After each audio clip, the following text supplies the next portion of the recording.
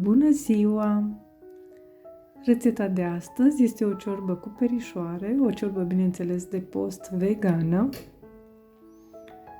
Este o ciorbă foarte delicioasă care se poate servi în zilele de post și nu numai, deoarece nuca, așa cum bine știm, conține proteină și înlocuiește cu succes carnea.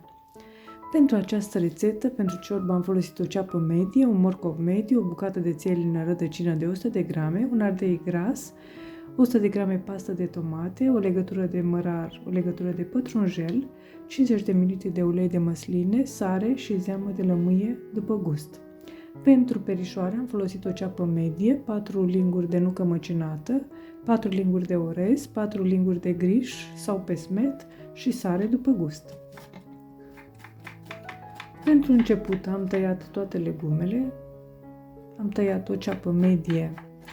Eu folosesc ceapă roșie la mâncare pentru că îmi place mai mult și gustul și pentru că are mai mulți antioxidanți, dar puteți folosi o ceapă albă. Eu am tăiat-o mărunt, dar foarte bine puteți să o dați pe un chopper dacă vă place. Mie îmi place să o văd în mâncare, să nu fie prea pastă așa. Țelina, o bucată de 100 de grame, la fel, eu am tăiat-o cu bulețe mici, dar puteți să o dați pe răzătoare dacă vă place. Toate aceste legume le voi pune într-o cratiță. Eu am o cratiță cam de 5 litri capacitate. Am tăiat și ardeiul gras fideluță, dar puteți să-l tăiați cuburi, la fel cuburi mici dacă vă place. Să fie mai mărunt. Acum fiecare taie legumele după cum îi place să arate în această ciorbă. Morcovul, la fel o bucată medie, eu la fel o tai cu bulețe, dar puteți să o dați pe răzătoare dacă nu vreți să munciți prea mult. Punem totul în această cratiță. Am tăiat și un cartof mediu. Eu am un cartof aici mai mare, dar voi folosi doar jumătate din el, pentru că este prea mare.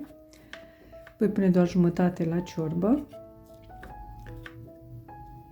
Cartoful la fel îl tăiem cu bulețe mai mici sau mai mari, cum dorim noi, cum ne place, să le găsim în ciorbă. Tăiem și mărarul și pătrunjelul verde. Punem după gust, dacă dorim mai mult sau mai puțin. Lăsăm acest pătrunjel deoparte și mărar tăiat și le vom folosi mai târziu.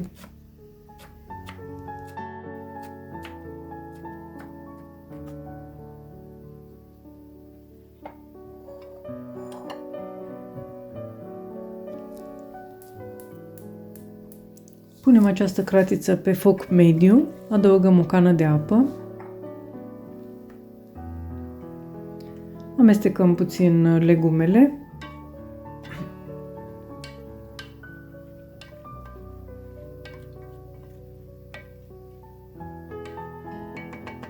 și lăsăm aceste legume, le acoperim cu un capac și le lăsăm să fiarbă. Eu nu prăjesc niciodată legumele pentru mâncare, pentru că nu este sănătos. Într-o altă tigaie adăugăm o ceapă medie tăiată mărunt, 4 linguri de orez și o cană de apă.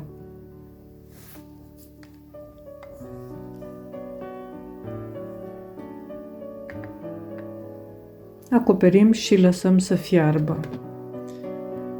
Pe la jumătatea timpului o să dăm capacul la o parte și lăsăm până orezul nu mai are deloc apă.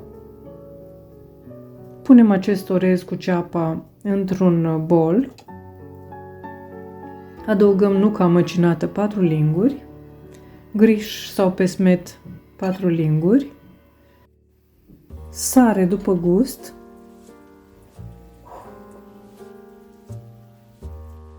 iar apoi vom amesteca această compoziție cu mâna, pentru că este o compoziție destul de uscată și trebuie amestecată foarte bine ca toate ingredientele să se omogenizeze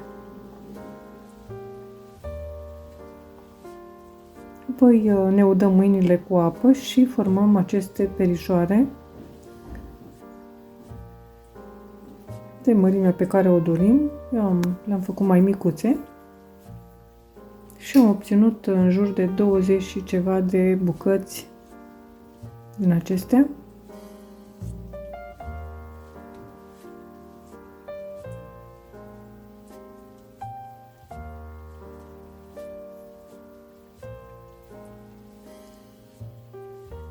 Așa arată perișoarele.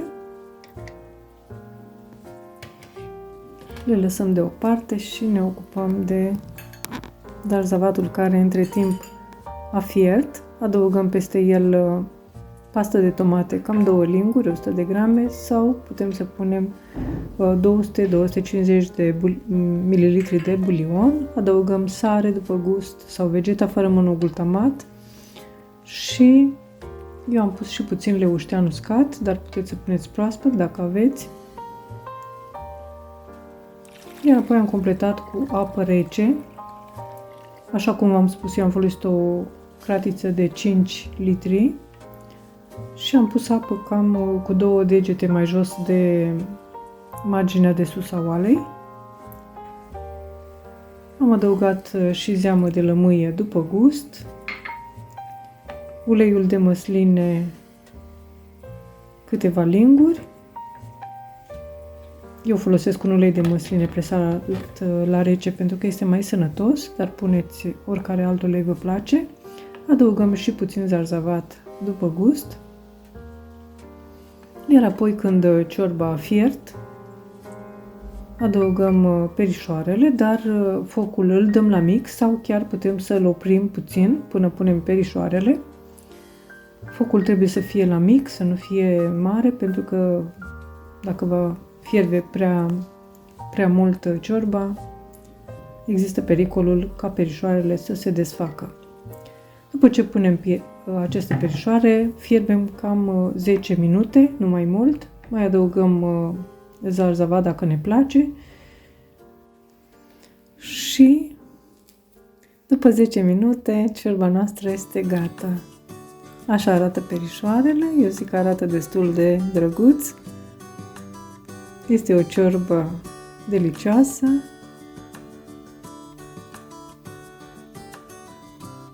Pe care vă recomand celor care țineți post sau v-ați hotărât să nu mai mâncați carne. Eu vă doresc poftă bună, vă mulțumesc pentru vizionare și vă aștept la o nouă rețetă data viitoare. Totodată aștept reacțiile dumneavoastră în comentarii.